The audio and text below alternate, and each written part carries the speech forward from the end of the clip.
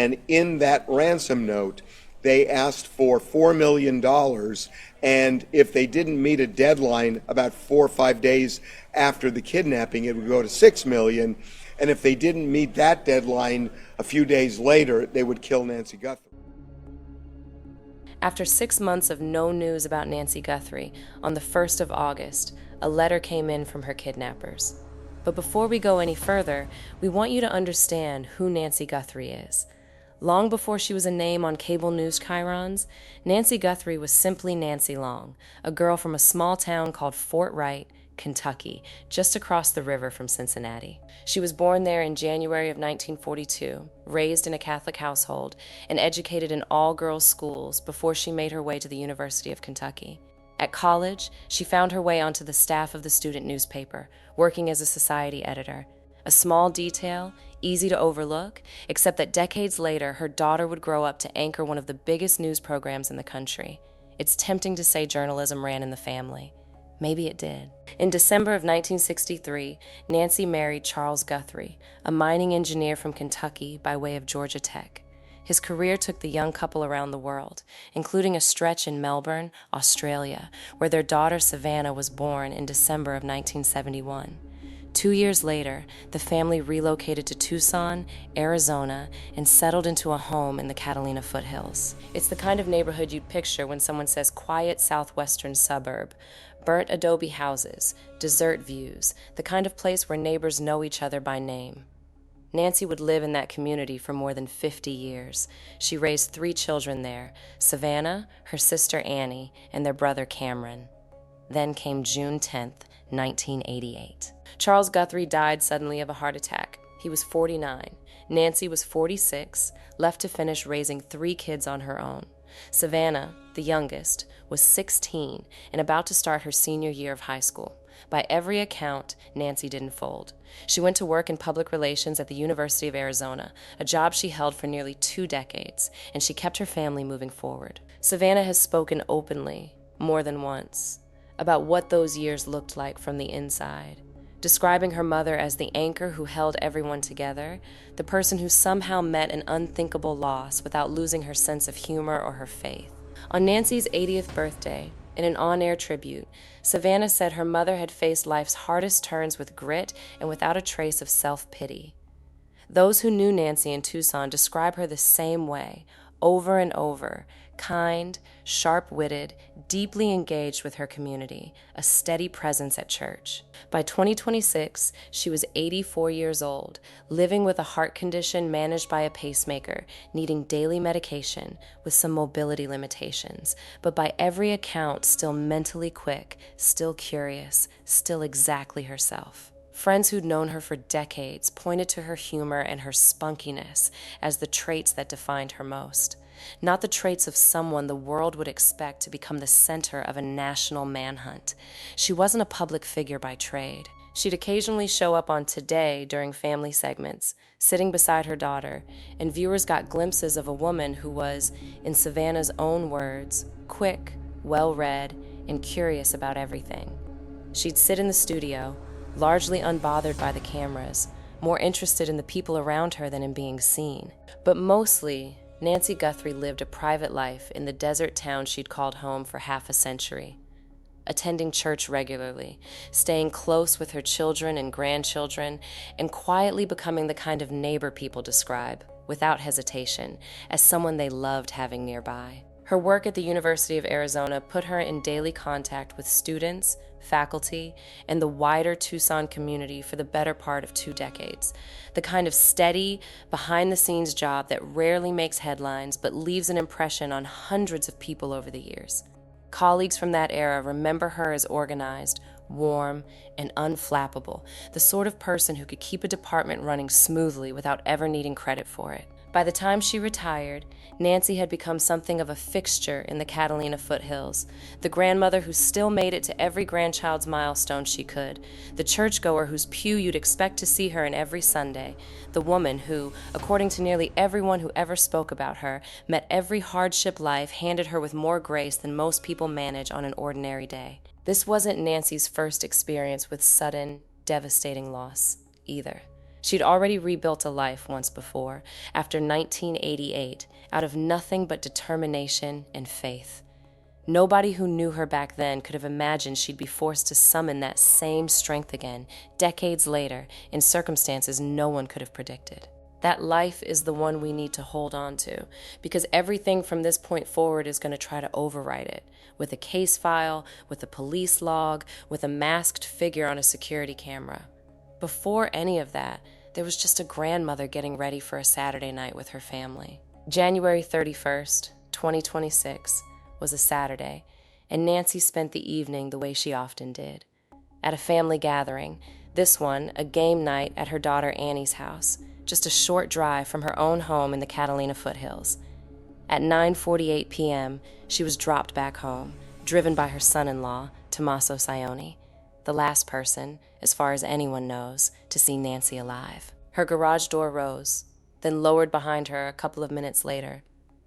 It's the kind of moment that means nothing in the instant it happens. Nobody films it. Nobody remembers it as significant. It's only afterward, once you know what's coming, that a moment like this gets circled in red and replayed 100 times. For roughly 4 hours, the house sat quiet, lights off, an elderly woman settling into sleep the way she had thousands of nights before in that same home. Then, at 1:47 in the morning, the doorbell camera mounted outside Nancy's front door disconnected. It didn't fail on its own. It was disconnected, deliberately, by someone standing right outside her door. When investigators later recovered footage from that camera, it showed a masked man, ski mask, gloves, a black Ozark Trail backpack, a holstered gun on his hip. He approached the door. He reached toward the camera, not yanking it off, according to one investigator who later reviewed the footage frame by frame, but almost covering it, as if trying to block the lens rather than rip the device away. And then the recording ends. 25 minutes later, at 2:12 a.m., the smart home system logged something else, motion detected by its sensors, but with no accompanying video. Someone was there. The system knew it. It just couldn't show what it saw. 16 minutes after that, at 2:28 a.m., something quieter but arguably more alarming happened. Nancy's pacemaker, the small device implanted to regulate her heartbeat, lost its connection to the app on her phone. That connection isn't just a health tracker. For a family managing an elderly parent's cardiac condition remotely, it's a lifeline, a way of knowing, even from a distance, that everything is still functioning as it should. At 2:28 that morning, that signal simply stopped, and it would never reconnect. None of this played out on anyone's screen in real time.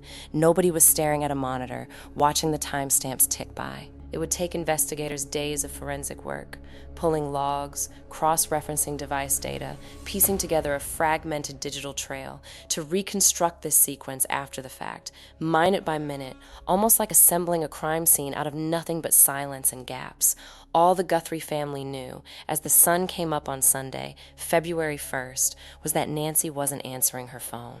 And when noon came and went without her showing up for church, something she did without fail, rain, or shine for decades, that silence stopped feeling like an oversight and started feeling like something else entirely. Family members went to Nancy's home that Sunday afternoon to check on her. What they found there erased any lingering hope that this was a simple misunderstanding. There was blood near the front doorstep. Not a pool, but enough to be unmistakable. Enough to change the entire shape of what everyone in that house was afraid of. The doorbell camera, the one that had gone dark hours earlier, had been physically removed from its mount. This wasn't the scene of an elderly woman who'd wandered off and gotten confused. This was, in the words Pima County Sheriff Chris Nanos would use within days, a crime scene. Nanos didn't soften the urgency when he spoke to reporters. He described an 84-year-old woman with real physical challenges, dependent on medication that, without it, could become life-threatening within a day. He called it a race against time. He asked the public, directly and repeatedly, to come forward with anything they knew, however small it might seem. Behind the scenes, the case escalated fast. The FBI joined the investigation almost immediately, a sign of how seriously authorities were treating what had, within hours, stopped looking like a routine missing persons case and started looking like an abduction. Agents began canvassing the neighborhood, going door to door, asking neighbors what they'd seen or heard in the small hours of the morning. And there was another factor accelerating everything. Nancy Guthrie wasn't just anyone's mother.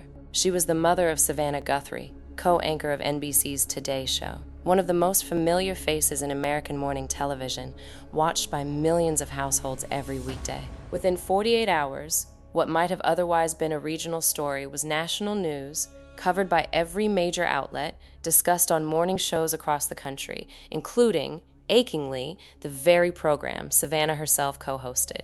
Media trucks arrived on Nancy's quiet street. Barricades went up to manage traffic and keep the road one way through the neighborhood. A community that had spent decades knowing this woman as a neighbor, a churchgoer, a familiar face at the grocery store, now watched satellite trucks line the block and reporters camp out across the road from her house, waiting for any scrap of new information. For the first few days, the family stayed largely out of the spotlight, letting law enforcement do the talking while they focused on the search itself. That wouldn't last. As the hours turned into days without a confirmed sighting, without a body, without even a confirmed motive, it became clear that public pressure, uncomfortable as it might be, was also a resource. A story this large, watched by this many people, meant more eyes scanning security footage, more strangers checking their own driveways for anything unusual, more tips flooding into a system that badly needed them. On February 2nd, one day after Nancy vanished, a message arrived at the tip line of a local Tucson television station. It was addressed directly to Savannah. The note claimed Nancy was being held, described her as frightened but unharmed, and laid out a ransom demand, millions of dollars, to be paid in Bitcoin, with a deadline measured in days rather than weeks. If the family missed the first deadline, the note warned the price would climb, and a second, harder deadline would follow it. For a family already reeling, this note landed as two conflicting emotions at once. On one hand, it suggested Nancy might still be alive, held somewhere, frightened but breathing. On the other, it placed an explicit, ticking price tag on her return, with no guarantee that paying it would actually bring her home. And underneath both of those feelings sat a colder, more practical fear. How do you even move millions of dollars in cryptocurrency fast enough to meet a deadline measured in hours, while also trying to verify that the person demanding it actually has your mother? The Guthrie family didn't retreat into silence. On February 7th, 1 week to the day since Nancy disappeared, her 3 children released a video statement, speaking as directly as they could to whoever was holding their mother. Savannah told the person on the other end of that message that the family understood, that they were prepared to do what was asked, and that all they wanted was to have their mother back so they could be together again. It was about as raw a public plea as a family can make. 3 adult children, effectively negotiating for their mother's life on camera, hoping the person responsible was watching, hoping that speaking with compassion instead of anger might make the difference between Nancy coming home or not. What none of them knew, as they recorded that video, was that a second letter had already arrived days earlier. It said something entirely different, and the public wouldn't learn what it said for another 6 months. As the investigation moved into its second week, authorities pursued every lead available to them. On February 14th, investigators brought in a second individual for questioning in connection with Nancy's disappearance, a development that, for a few tense hours, seemed like it might crack the case open. It didn't. That person was later cleared of any involvement, and the investigation reset to where it had been before. A masked figure on a doorbell camera, a family in agony, and no named suspect. All members of the Guthrie family, including Tommaso Cioni, the last known person to see Nancy alive, were also formally cleared as suspects, a point Sheriff Nanos went out of his way to stress on the record, pushing back firmly against any online speculation suggesting otherwise. By this point, roughly 3 weeks in, the story had fully saturated national news, and the community around Nancy's home was struggling under the weight of it. A neighbor who'd known Nancy for years and attended church with her told reporters he'd started installing new security cameras of his own, rattled by what had happened just down the street. It was a small, human detail, but it said something larger, that a single crime in a single home had unsettled an entire neighborhood's sense of safety. On February 15th, Savannah issued another public plea, this one aimed squarely at whoever had taken her mother, telling them it was never too late to do the right thing. A licensed clinical social worker, asked to comment on what the family was enduring, noted how re-traumatizing it can be to repeat the worst moment of your life again and again on camera for weeks on end with no end point in sight. That's what the Guthrie family was doing. Grieving in real time, in front of the entire country, without knowing whether they were grieving a kidnapping or something far worse. The second letter was dated February 6th, sent to the same Tucson news outlet that had received the first one, just 4 days after that initial contact. This one made no demands. There was no deadline, no dollar figure, no instruction on how to send payment. Instead, in language that read almost gentle, almost apologetic, it delivered the worst possible outcome. The writer said they believed Nancy's death had been heart-related and that it happened shortly after she was taken. They wrote that she was buried in nature now and told the family that nothing they could have done would have changed what happened. They said they were sorry. If the note is telling the truth, Nancy Guthrie's kidnapping and her death happened within the same short window, likely days, possibly even hours, after she was taken from her own home. And by the note's account, this wasn't planned as a killing. It reads instead like an accident the kidnappers didn't anticipate, an 84-year-old woman's heart giving out under the stress and shock of what was happening to her. For 6 months, only a small circle of investigators and the Guthrie family knew this letter existed. The public didn't. Reporters didn't. The volunteers combing the desert with metal detectors didn't. Only the people closest to Nancy carried the weight of what it said. Think about what that means for Savannah, for Annie, for Cameron. Every public plea they made after February 6th, every video, every social media post asking for their mother's safe return, was recorded by people who may have already been told, in writing, that she was gone. They kept asking anyway, because a note from an anonymous stranger, however detailed, isn't proof. Because hope doesn't require certainty to survive. Because what else can a family do, except keep asking? While investigators worked the case through official channels, something else was happening in Tucson. Ordinary people refused to simply wait for answers. Within days of Nancy's disappearance, volunteers began showing up near her home. Some carried metal detectors, scanning the yard and surrounding desert for anything that might be evidence, working carefully along property lines so as not to trespass or disturb what investigators were still processing. One volunteer, a Tucson resident who'd been showing up since February 2nd, described the effort as something the community felt compelled to do, even without official sanction, just people trying to help however they could. Other groups went further afield. A collection of mothers who had lost loved ones to violence themselves organized informal searches of their own, walking the desert terrain around Nancy's neighborhood. Cactus-studded washes, boulder fields, the kind of unforgiving Sonoran landscape that could hide almost anything from view within a matter of yards. One volunteer found a backpack in a culvert during one of these searches. It wasn't the Ozark Trail bag seen in the surveillance footage, but sheriff's deputies still collected it for examination, just in case it turned out to matter. The Louisiana-based nonprofit United Cajun Navy, known for deploying volunteer search and rescue teams around the country, eventually got involved as well, coordinating some of the broader search efforts even as the Sheriff's Department, on February 21st, formally asked outside groups to give official investigators the space to do their work.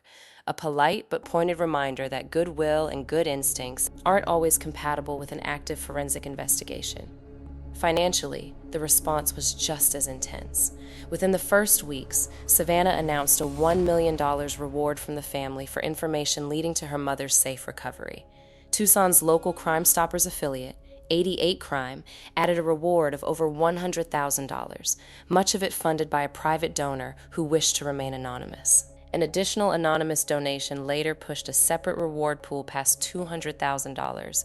By some counts, the combined total offered across every source eventually surpassed $1.2 million, one of the largest reward pools ever assembled for a single missing persons case in Arizona history.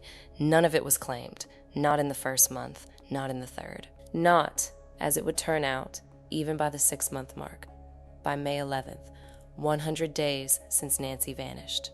Sheriff Nanos told reporters there was, in his words, nothing new to report. no named suspect, no confirmed sighting, no definitive break in the case. Some of the delay traced back to decisions made in the earliest days of the investigation. Investigators had recovered a hair from inside Nancy's home, a promising piece of forensic evidence, the kind that could theoretically be run through DNA databases and genetic genealogy tools to identify a suspect. But rather than sending that hair directly to the FBI's laboratory in Quantico, Virginia, local authorities chose to have it analyzed first at a private lab in Florida. That decision would cost the investigation time it didn't have. By the point federal agents finally gained access to the evidence, 11 weeks had passed, nearly 3 months during which a potentially case-breaking piece of DNA sat outside the FBI's own testing pipeline. Outside observers who reviewed the case later called the delay a serious misstep, one that likely complicated any future prosecution even if a suspect were eventually identified.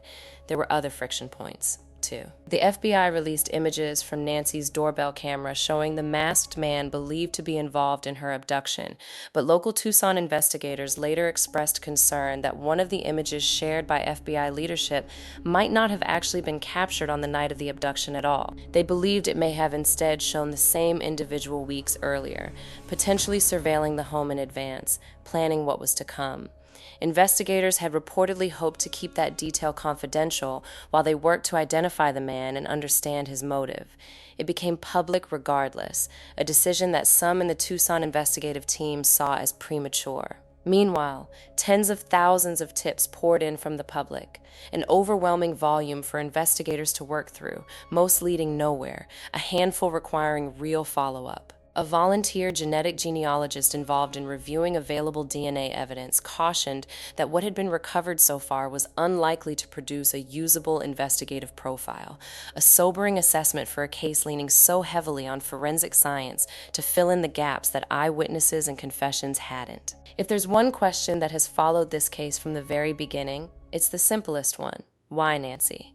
By mid-March, Sheriff Nanos told reporters that investigators did have a working theory of motive, though he stopped short of detailing it further. He said the team believed Nancy had been specifically targeted, not a random crime of opportunity, while acknowledging they weren't entirely certain. Outside the investigation itself, a small industry of retired FBI agents, criminal profilers, and former detectives began weighing in, each bringing a different lens to the same sparse set of facts. Several arrived at a similar starting point, that the ransom notes, however convincing on their surface, might not tell the whole story. Watch the suspect's body language on the doorbell footage closely enough, one 25-year veteran of the FBI's Denver field office argued, and something doesn't quite fit a clean, premeditated plan. The gesture toward the camera looks less like someone disabling a device and more like someone trying to shield his face from it, a detail that led him to a theory. Maybe Nancy recognized the person standing outside her home, and that recognition is what forced everything to escalate. He was careful to frame it as speculation built entirely on public footage, offered in the hope that it might jog a memory in someone watching from home. A former FBI profiler who spent her career studying violent crime read the same footage differently, but landed in similar territory. That the suspect may have been someone Nancy knew personally, someone who'd gone to unusual lengths to stay unidentifiable to her specifically. Gloves, a mask, deliberate movement, none of the carelessness you'd expect from a true stranger. On the blood found at the scene, she offered a note of caution rather than alarm. For someone on blood-thinning medication, she pointed out even a minor stumble during a struggle could leave behind blood without necessarily meaning a violent assault had occurred. Then there's the theory built on absence rather than evidence. A retired law enforcement officer, tracking the case closely on his own YouTube channel, kept returning to one detail: no clear, verifiable line of communication with a real kidnapper demanding real, trackable payment had ever definitively materialized. Money, he argued, tends to dominate every decision a genuine kidnapper makes. And its relative absence here might point towards something rooted closer to home. Something personal, connected to someone already inside Nancy's world, whether or not that person set out to cause harm. A separate cluster of experts turned their attention away from Nancy entirely and toward her daughter. A former FBI and CIA case officer suggested the crime might trace back to an unresolved grievance or even an obsession directed at Savannah. The targeted, deliberate nature of the crime, she argued, made a random break-in unlikely. Two other veteran investigators reached a similar conclusion independently, going a step further to recommend investigators comb back through years of Savannah's correspondence, fan mail, complaints, anything that might reveal a fixation that built quietly over time before turning dangerous. One of the two was blunt about the ransom notes themselves, calling the demand for payment more likely opportunistic than the actual driving force, something layered on top of a crime whose real roots looked less financial and more psychological. A criminal profiler with decades of experience raised a more physical question. What does the blood trail found both inside and outside Nancy's home actually tell us about how the night went wrong? Where does it lead? Where does it stop? And what does that stopping point say about how and whether? Nancy left her own home under her own power. Not everyone was ready to commit to a theory at all. A 25-year veteran of federal law enforcement asked whether money alone could explain a plot this elaborate, noted how many ways a ransom scheme can go sideways for the person running it, too many chances to get caught, too many moving parts, and suggested revenge or some other motive might fit the evidence better than a straightforward cash grab. A criminology professor weighing in alongside him was more cautious still, saying plainly that the public record didn't yet contain enough to responsibly narrow the field at all. None of these theories have been confirmed. None of them come from inside the investigation itself. They're educated guesses from experienced people working with the same limited public information available to everyone else. Journalists, true crime communities, and families like the Guthries, all turning the same handful of facts over and over, looking for an angle nobody else has tried yet. What they share, though, is a common thread. Almost none of them believe this was a simple robbery or a purely random act. Nearly every expert who studied this case agrees on one thing. Whoever did this chose this house and chose this woman for a reason. What that reason is remains, as of this recording, unknown. For a case with no confirmed suspect and no recovered evidence pointing to a single name, an enormous amount of public energy has gone into studying the handful of images investigators did release, pixel by pixel, frame by frame, trying to squeeze every possible detail out of a masked figure standing on a porch in the dark. The physical description authorities released was frustratingly ordinary, a man of average height and build, nothing about his frame or posture that would make him stand out in a crowd. What he wore told investigators a little more. The clothing and the mask he had on, Sheriff Nano said, were likely purchased at Walmart, either at a physical store or online, a detail that sounds mundane until you consider what it means. It suggests someone who deliberately chose the most common, least traceable gear available, sold in nearly every town in America, specifically because it would blend in and lead nowhere. At one point, amateur investigators poring over released footage believed they'd spotted something more distinctive. A possible tattoo, visible for a brief moment on the suspect's exposed skin. A former FBI profiler who reviewed the footage said even a small, partial marking like that could theoretically help identify someone if the image was clear enough and if it were cross-referenced against the right databases, though nothing conclusive ever came from that detail becoming public. The release of the surveillance footage itself became its own small controversy. In February, FBI Director Kash Patel posted footage from Nancy's front door camera directly to his personal social media account rather than through the Bureau's official channels, later following up with additional images from the same camera.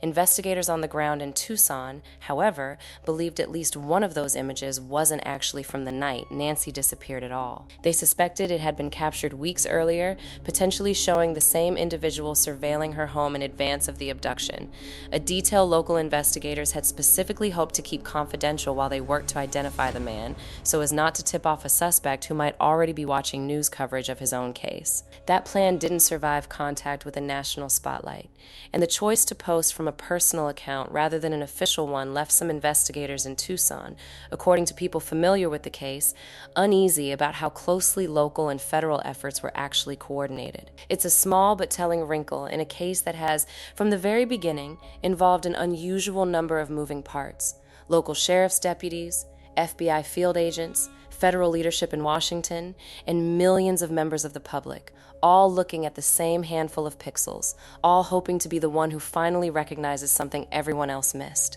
In mid-May, a new and unexpected lead emerged, not from Tucson, but from across the U.S.-Mexico border. a nonprofit organization called Buscando Corazones de Nogales, Sonora, a group that searches for the remains of missing persons, received an anonymous phone call on Mother's Day. The caller, a man, according to the group's founder, told them to search a specific area near Nogales, Sonora, claiming that's where the missing woman from Tucson could be found in what he described as an unmarked, shallow grave. The organization organized a search on May 16th with roughly 15 volunteers combing the area the tipster had described. They found nothing conclusive, but the caller reportedly reached out again, offering more specific directions, narrowing the search area further. A second search followed, just over 4 miles from the border, again turning up no confirmed evidence connected to Nancy. The Pima County Sheriff's Department was aware of and responded to the tip, but as with so many leads in this case, it led to more searching rather than resolution. No remains were recovered. No connection to Nancy's case was confirmed. It became one more thread in a case that, by late spring, had accumulated an enormous number of threads and very few knots tied off. Amid a case already defined by grief and uncertainty, the Guthrie family faced yet another blow, one that had nothing to do with Nancy's actual abductors. In July, prosecutors announced that a man from California had pleaded guilty to sending a fraudulent ransom note to the Guthrie family, falsely claiming responsibility for Nancy's disappearance. It was, by every indication, an act of pure cruelty. Someone with no actual connection to the case exploiting a grieving family's desperation for his own reasons, whatever those reasons were. For investigators, the hoax added noise to an already complicated signal. One more piece of correspondence that had to be examined, ruled out, and separated from whatever genuine evidence existed. For the family, it meant living through yet another cycle of hope and devastation, this one manufactured entirely by a stranger with no real information to offer. It's hard to overstate how disorienting this kind of hoax can be for a family in the middle of an active abduction case. Every letter, every phone call, every anonymous tip carries the possibility, however small, that it might be the one that finally brings answers. A fake ransom note doesn't just waste investigators' time.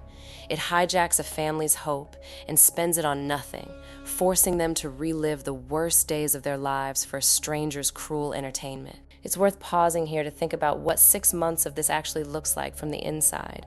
Not the case file, but the daily reality for a family that never asked for any of this attention. Savannah Guthrie's job, before any of this happened, was to sit in front of a camera every weekday morning and deliver the news to millions of people.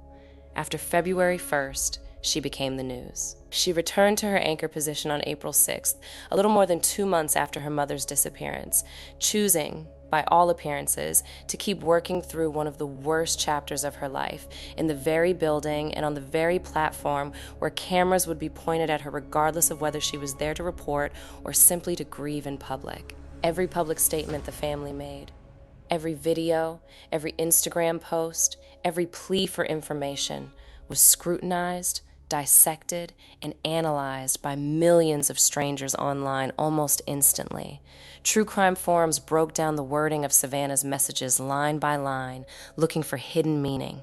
Amateur sleuths studied doorbell footage frame by frame. Podcasts and YouTube channels devoted entire episodes to theories about who the masked man might be, most of them built on nothing more than public speculation. For a family already living through an unimaginable loss, this kind of attention is its own particular burden, one that doesn't pause for privacy, doesn't wait for a better moment, and doesn't disappear when the cameras go home at night. A clinical social worker who spoke about the psychological toll of cases like this noted how re-traumatizing it can be to repeat your worst moment over and over with no clear endpoint in sight. Every anniversary, every court date, every press conference forcing the wound back open in front of an audience. And yet, through all of it, the Guthrie family didn't retreat. They stayed visible, stayed vocal, held onto the possibility of answers in every public statement, even as, privately, some of them may have already known otherwise. There's a particular kind of exposure that comes with being a public figure's family member in a case like this, one that ordinary missing persons cases rarely generate. Reporters camped outside Annie Guthrie's home in the earliest days, not just Nancy's. Her sister eventually got her car back from investigators, a small logistical detail that nonetheless made headlines, simply because everything connected to this family had become newsworthy by default. Photographers documented flowers left outside Nancy's house by strangers. A local woman was photographed singing and praying on the sidewalk in front of the property, telling a reporter her heart broke for the family. A moment of genuine community grief that was itself turned into content, circulated, captioned, and consumed by an audience of millions who had never met Nancy Guthrie and never would. None of that is a criticism of the people who showed up to grieve, or of the journalists doing their jobs, or even of an audience that found itself genuinely invested in whether an 84-year-old woman would come home safely. It's simply the reality of what happens when private tragedy collides with a recognizable last name. Every stage of this family's grief has played out with an audience, whether they wanted one or not. By late July, Nancy Guthrie had been missing for nearly 6 months. No suspect had been named. No body had been recovered. The $1 million-plus reward remained unclaimed. On July 31st, the Pima County Sheriff's Department, working alongside the FBI's Phoenix field office, made the decision to release both ransom notes to the public in their entirety. The first one, promising Nancy was safe but demanding payment, and the second, delivered just days later, claiming she had already died. This wasn't a decision made lightly, and it wasn't made to generate headlines.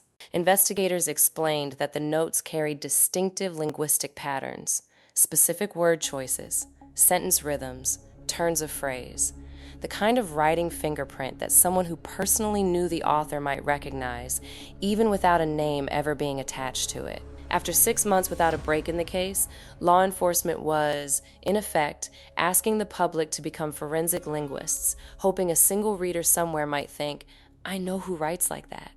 The following day, Savannah posted again, marking 6 months of what she described as living every moment in agony and despair. She wrote that her family tries every day to stay strong, the way their mother taught them to. But that underneath that composure, nothing about their grief had eased. It wasn't the first time she'd put the family's anguish into words so directly. Weeks earlier, in another message, she'd acknowledged that whoever was responsible had, in some way, tried to handle this the right way, sending word rather than silence. And she'd asked them, directly, to finish what they'd started, to say where Nancy could be found. The replies to her posts filled with support from around the country, from former colleagues, from public figures, from strangers who'd followed the case for half a year and felt, in some small way, invested in a family they'd never met. As of today, Nancy Guthrie has not been found. No suspect has been named. No arrest has been made. The reward, now well over $1 million, remains unclaimed. What's left behind is a case built almost entirely out of fragments. A masked man on a doorbell camera, a disconnected pacemaker signal, a hair sample that took 11 weeks to reach the right lab, a tip from across the border that led nowhere, a stranger's cruel hoax, half a dozen competing theories from experts who've never set foot in Tucson, and 2 typed letters with 2 completely different stories to tell. Nancy Guthrie was never a public figure by choice. She was a mother, a widow who rebuilt her family alone, a churchgoer, a friend, a woman her community remembers for her warmth and her resilience. Now, her name is known across the country for a reason no family would ever choose, her private life picked apart by strangers trying to solve a mystery that, for her children, is not a mystery at all. It's the center of their world every single day. Somewhere, someone may recognize the way those 2 letters are written. Somewhere, someone may know exactly what happened in the early hours of February 1st and exactly where Nancy Guthrie has been ever since. Until that changes, her family keeps waiting. Publicly composed, privately in ruins, the way families in cases like this so often are. There's no tidy way to end a story that hasn't ended. No arrest to announce. No reunion to show, no final press conference where a sheriff steps up to a podium and says the words every true crime documentary hopes to end on, we found her, and we know who did this. Instead, this case sits exactly where it sat for 6 months, open, unresolved, carried forward 1 press release, 1 tip, 1 anonymous letter at a time. That's still where things stand. The letters are out there now, in front of millions of eyes instead of just a handful of investigators. Maybe that's enough. Maybe somewhere, someone is reading this right now, recognizing a phrase, a rhythm, a way of putting words together, and picking up the phone. If you have any information related to this case, you're urged to contact the Pima County Sheriff's Department, the FBI tip line at 1-800-CALL-FBI, or Tucson's 88 crime line at 520-882-7463 if you'd prefer to stay anonymous.